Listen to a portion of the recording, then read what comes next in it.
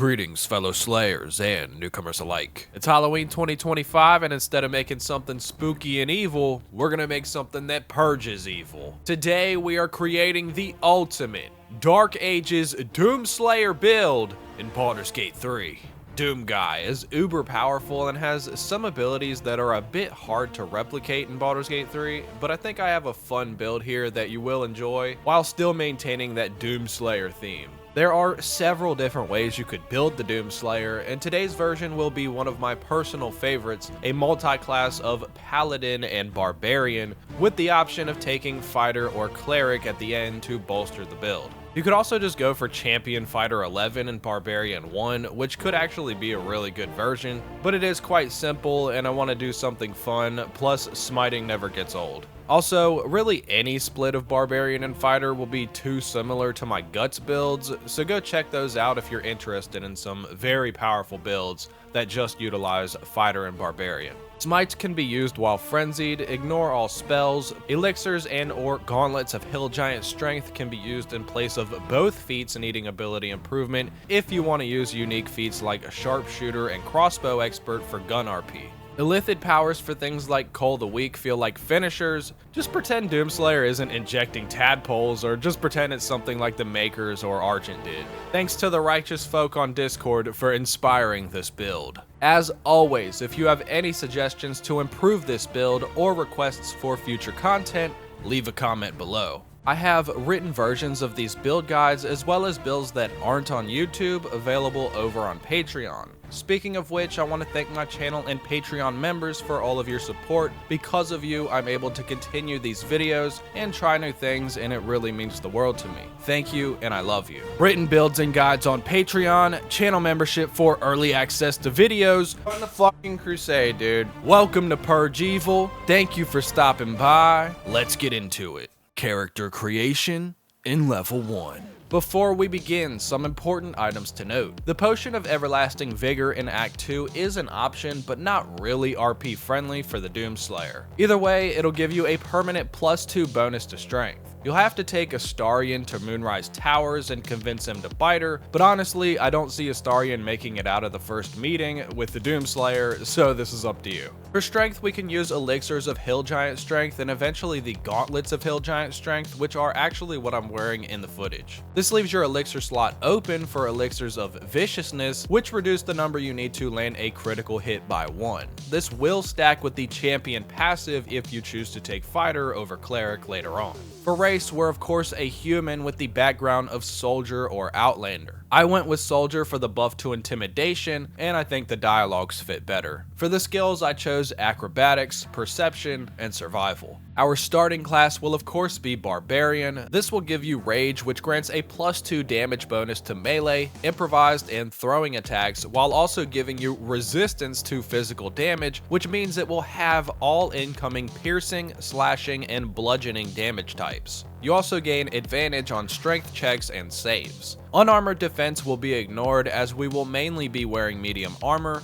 though there are a few cloth options. Starting stats are Strength at 16, Dex at 16, Constitution at 14, Intelligence at 8, Wisdom at 12, and Charisma at 8. Before we move on, because we need extra attack, this build is going to be respec'd at level 8 for the proper split. This means you will continue to take Barbarian to level 5 to get extra attack, and then take 3 levels of Paladin. Once you reach level 8, you can then respec for 3 Barbarian and 5 Paladin. We do this so we can ensure we get extra attack by level 5 early on, and then the respec is to take those levels into Paladin instead for the smite slots. With this being said, I'm going to continue with the final build as if you are respecing at level 8. Level 2. Barbarian 2 will give us our Reckless Attack, which lets you gain advantage whenever you attack. You don't have to select this before attacking, as it will pop up as a reaction if you're about to miss an attack. The caveat is that enemies will also now have advantage against you until the start of your next turn. Note that Reckless Attack must be procced with a melee attack, but the advantage will also work for throwing attacks made after. We also gain Danger Sense, which is a passive that gives you advantage on dexterity saves,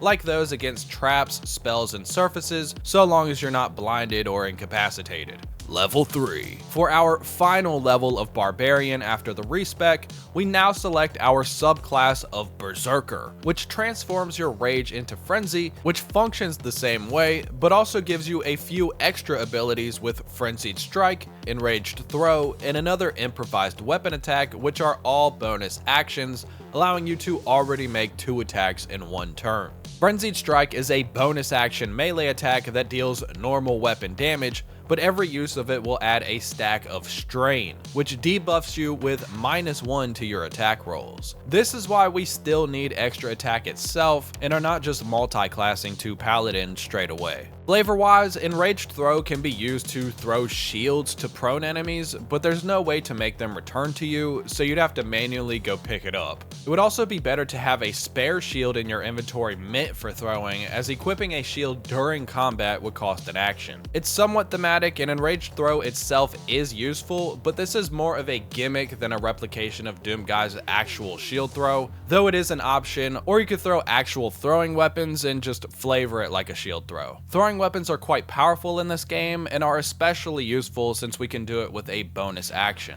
Level 4. Moving on, we multi-class into Paladin, taking the Oath of Vengeance subclass. Oath of Devotion also works, but it really doesn't matter as we don't have charisma anyways. Vengeance is the least easiest to break though. Here you'll gain Channel Oath, which can be used for Inquisitor's Might, which isn't going to help do much extra damage, but it can help to daze enemies. And also remember, Channel Oath abilities can be used while raging. We also gain Divine Sense for advantage against Celestials, Fiends, and Undead, and we also gain Lay on Hands for some healing. There's not many ways to simulate glory kills and getting health that way, so we'll make do with what we've got. I'll mention these in the gear section, but the Shattered Flail can heal you when you make attacks, and combined with the Periapt of Wound Closure can be a nice chunk of healing each turn, though there will be weapons that are stronger. This is a flavor weapon you can use early on though, and I kinda look at it like some demon's bone, which is fitting, and the description even says it has a strong demonic presence. Level 5. Taking Paladin 2, we unlock our Divine Smites and our fighting style, which will be dueling, as we gain the +2 damage bonus even when wielding a shield in the offhand. If you're opting for two-handers, make sure to take Great Weapon Fighting instead. We're going to completely ignore spells as we will be raging, and we're only going to use these spell slots for smites, which do work while raging. So just consider them smite slots. I decided to take Paladin here because there's obviously several reasons it fits, but I also just think smites add some heaviness to your attacks like actual Doomslayer. Being that we're using a one-handed weapon and a shield, we're going to need all the extra damage we can get, seeing as how that combo isn't really the best damage option you can have. Of course, there's the Crucible option in which you use two-handers, but again, for this video, I'll stick with the Dark Ages combo, even if it isn't technically the most hard-hitting. So ignoring spells, Divine Smites will deal an extra 2d8 radiant damage, and another extra 1d8 on top of that to Fiends and Undead. Go to your reactions menu and make sure you have these checked so you can use them as a reaction when you land a hit. If you try to use a Divine Smite manually and miss, it won't use a spell slot, but it's really easiest to just use it as a reaction. Level 6. At level 3 Paladin, we gain Abjure Enemy and Vow of Enmity, both Channel Oath abilities that can be used while raging. Vow of Enmity is particularly useful as we can now use that to gain advantage instead of Reckless Attack. Just cast it on yourself instead of an enemy, and you'll have advantage against all enemies with all attacks for 10 turns. Abjure Enemy is also nice as it can be used to frighten an enemy, but 9 times out of 10, you'll just use Vow of Enmity. We also gain another Smite slot and Divine Health, which prevents disease. Act 1 Gear. Locations of all gear can easily be found on Patreon or the wiki. To be honest, the best gear to wear here early on is probably the Radiating Orb gear and some Reverberation gear, but I do feel like I recommend that set a little too often. It's just simply the best option early on for some of the builds I've been making. The other decent set of gear to wear here early on could be the Wrath gear, which for each stack of Wrath gives you +1 to damage, but a piece is cloth, and honestly, the Radiating Orb gear is still better. Sorry not sorry to do it, but that's what we're gonna have to go with. Head is the Holy Lance Helm,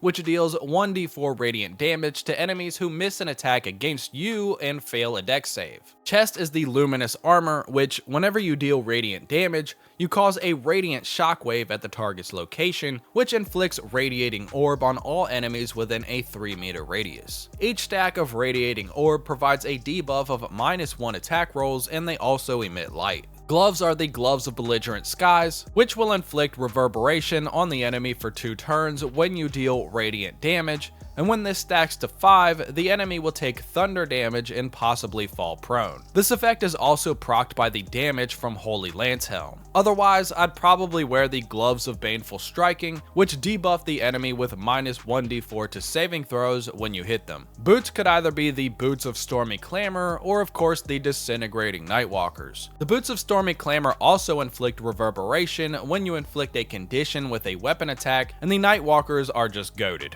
Amulet could be the trusty Periapt of Wound Closure, but I also really like the Amulet of Branding since we're only using a single one-handed weapon. It can make a priority enemy vulnerable to your choice of physical damage type, which will almost always be bludgeoning unless you opt for two-handed swords, or piercing for shooting enemies. The Periapt of Wound Closure is for solid defense, and the Amulet of Branding is for aggression. Also, don't forget to pick up the Pearl of Power Amulet just so you can restore a smite slot. Rings are Crusher's Ring and a Ring of Protection. Crusher's Ring giving you a +3 bonus to movement speed, and Ring of Protection giving you a +1 bonus to AC and saving throws. You'll need to perform some out-of-theme actions to get the Ring of Protection from Mole, but it's very much worth it. Shield will be the Adamantine Shield, crafted in Grimforge. This gives you +2 AC and makes you immune to critical hits. When an enemy hits you, you can then use a reaction to shield bash the enemy and possibly knock them prone. When a melee enemy misses you, they get sent reeling for 2 turns,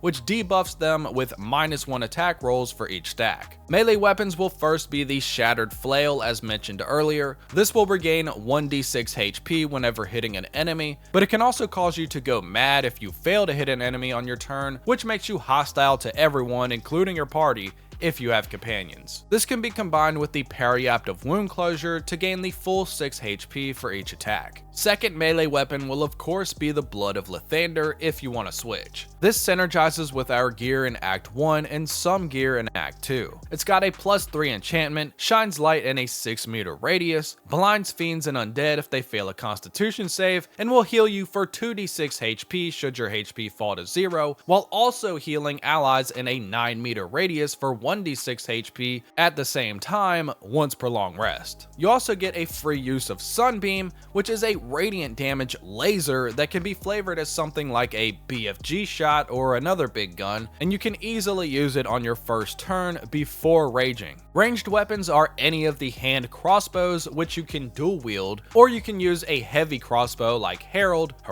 which whenever you hit an enemy and they fail a charisma save, you inflict 2 turns of Bane, which debuffs them with -1d4 attack rolls and saving throws. You'll want to bring the missing shipment to the Zentarum hideout without opening it to obtain this. Level 7. Moving on, we take Paladin 4, which grants another Lay on Hands charge in our very first feat. Feats for this build can either be 2 ability improvements or Sharpshooter and Crossbow Expert, taking Sharpshooter first. This is for if you want the flavor of shooting guns. If you're not using Hill Giant elixirs, use the ability improvements for strength until you get some, or the Hill Giant gauntlets, then you can respec for Sharpshooter and Crossbow Expert. You can of course go the Crucible route with a 2-handed sword and take Great Weapon Master instead of Crossbow Expert. You'll also want to take Great Weapon Fighting as mentioned earlier instead of dueling for your Paladin fighting style. In my case, I will take Sharpshooter, granting a +10 damage increase to ranged weapon attacks at the cost of a -5 penalty to the roll, which is a toggleable passive just like Great Weapon Master. It also completely eliminates the low ground penalty.